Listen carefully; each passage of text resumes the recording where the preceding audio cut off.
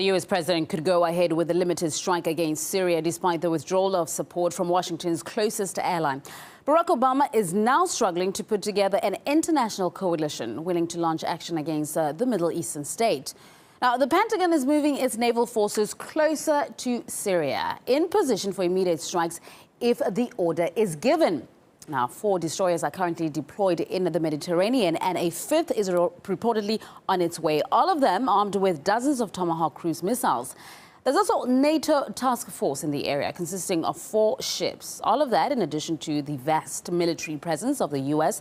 and its allies on the territory of nearby countries. RT's Marina Portnaya reports on the ongoing developments. Officials have warned that President Obama has not made a final decision, but all signs are suggesting that a strike could occur as soon as United Nations inspectors, who are currently investigating last week's alleged chemical attack in Syria, leave the country. They are scheduled to depart from Damascus on Saturday, and that's when the UN experts are expected to brief the UN Security Council on their findings. Now, the White House is expected to present its case for military action against Syria to congressional leaders. That may have already happened during a conference call Thursday evening.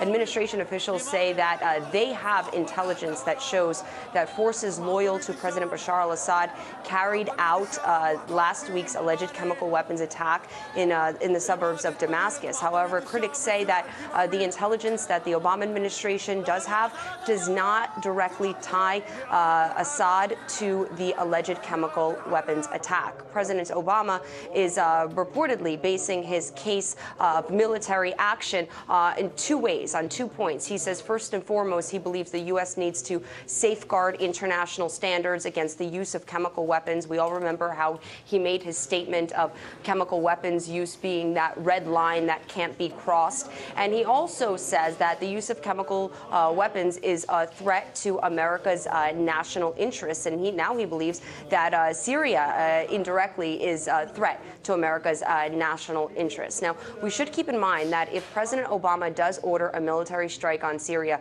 he would be doing so without congressional approval and lacking approval from the United Nations Security Council, a resolution which is required according to international law. So if the U.S. moves in unilaterally without approval from the international community, from the United Nations, it would be acting in violation of the UN Charter. But by all reports, by all accounts, by everything that seems to be coming out, it seems as though the U.S. president is going to move ahead with his plan, even if he has to move ahead on his own, as opposed to how he previously planned to move ahead with some European partners.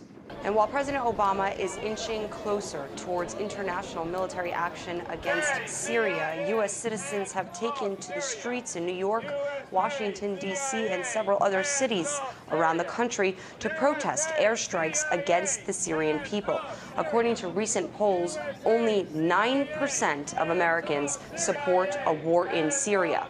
Protesters that came out into the streets say that just like with weapons of mass destruction in Iraq, false information, they believe, is being told now about Syria to justify another war. U.S. media reports have pointed to the likely source the U.S. is relying on for its claim that the Syrian government used chemical weapons against civilians. The proof is said to be an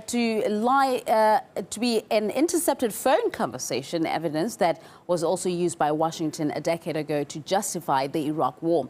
Gareth Porter, an analyst specializing in U.S. national security policy, says that the Obama administration doesn't seem to be clear on its own objectives. It is just so difficult to figure out what the administration really thinks that it's doing. And seriously, though, you know, it is sometimes stated that we have to do it for humanitarian purposes, and sometimes because of international law, both of which are highly debatable, to say the least, in terms of recent history as well as previous history of U.S. policy. And, you know, it begins to look like there's a small coterie of people within the administration who have gotten the idea that they want to do something, and they have somehow prevailed on the president to do something that he apparently didn't want to do.